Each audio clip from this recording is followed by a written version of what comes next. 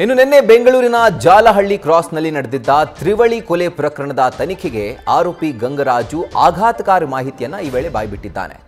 ಪತ್ನಿ ಹಾಗೂ ಮಗಳ ಮೇಲಿನ ಅನುಮಾನದಿಂದ ನಾನು ಕೊಲೆ ಮಾಡಿದ್ದೀನಿ ಅಂತ ಹೇಳಿ ಪೊಲೀಸರ ವಿಚಾರಣೆ ವೇಳೆ ಆತ ಬಾಯ್ಬಿಟ್ಟಿದ್ದಾನೆ. ಇನ್ನು ಗಂಗರಾಜು ಪತ್ನಿ ಮತ್ತು ಮಗಳು ಯಾವಾಗಲೂ ಮೊಬೈಲ್ನಲ್ಲಿ ಬ್ಯುಸಿಯಾಗಿರ್ತಾ ಇದ್ರು. ಇದೇ ವಿಚಾರಕ್ಕೆ ಸಾಕಷ್ಟು ಬಾರಿ ಜಗಳ ಕೂಡ ಆಗಿತ್ತು, ಗಲಾಟೆ ಕೂಡ ಆಗಿತ್ತು.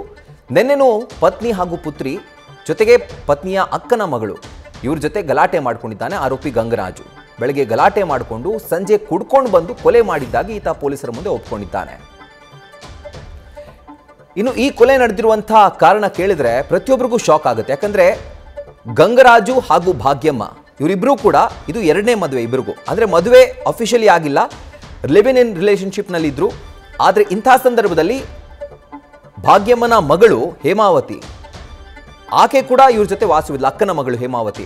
ಸೊ ಮೂರು ಜನರು ಕೂಡ ಮೊಬೈಲಲ್ಲಿ ಬ್ಯುಸಿ ಆಗಿರ್ತಾ ಇದ್ರು, ಯಾವಾಗ ನೋಡಿದ್ರು ಮೊಬೈಲಲ್ಲಿ ಬ್ಯುಸಿ ಆಗಿರ್ತಾ ಇದ್ರು. ಹೀಗಾಗಿ ನಾನು ಬೆಳಗ್ಗೆ ಗಲಾಟೆ ಮಾಡಿದ್ದೆ, ಸಂಜೆ ನನಗೆ ಆ ಕೋಪ ತಾಳ್ಲಿಕ್ಕೆ ಆಗಲಿಲ್ಲ. ಕುಡ್ಕೊಂಡು ಬಂದು ಜೊತೆಗೆ 500 ರೂಪಾಯಿ ಕೊಟ್ಟು ಮಚ್ಚನ್ನ ಖರೀದಿ ಮಾಡಿ ಆತ ಮನೆಗೆ ತಂದು ಮೊದಲನೇದಾಗಿ ಆತನ ಮಗಳು ಆಕೆಗೆ ಈತ ಮಚ್ಚು ಬೀಸ್ತಾನೆ. ಇದಕ್ಕೆ ತಡೆಯೋಕೆ ಬಂದಂಥ ಆತನ ಪತ್ನಿಯ ಅಕ್ಕನ ಮಗಳು ಹೇಮಾವತಿ ಆಕೆಗೂ ಕೂಡ ಕೊಲೆ ಮಾಡ್ತಾನೆ. ಅದಾದ ನಂತರ ಭಾಗ್ಯಮ್ಮ ಮನೇಲಿ ಇರೋದಿಲ್ಲ.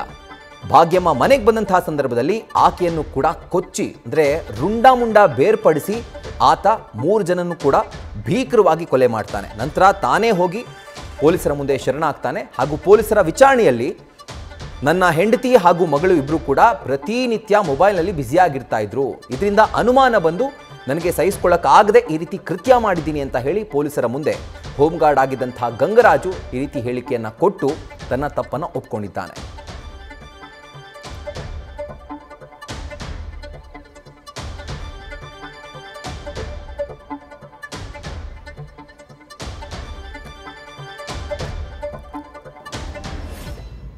ಕಾರಣ ಏನಂದ್ರೆ ಇವರು ಹೇಳುದು ಅಕ್ಯೂಸ್ಡು ಅವರ ಮೇಲೆ ಸ್ವಲ್ಪ ನಂಬಿಕೆ ಇಲ್ಲ, ನನ್ನ ಜೊತೆ ಸರಿ ಇಲ್ಲ ಅಂತ ಒಂದು ಕಾರಣ ಹೇಳ್ತಾರೆ.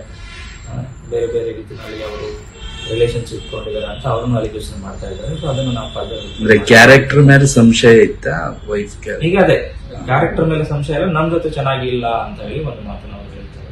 ಸೊ ಫರ್ದರ್ ಅದು ಇನ್ವೆಸ್ಟಿಗೇಷನ್ ಅಲ್ಲಿ ಗೊತ್ತಾಗ್ತದೆ. ನ್ಯೂಸ್ ಫಸ್ಟ್ ನಿರ್ಭೀತಿಯಿಂದ ನಿಮ್ಮ ಪರವಾಗಿ.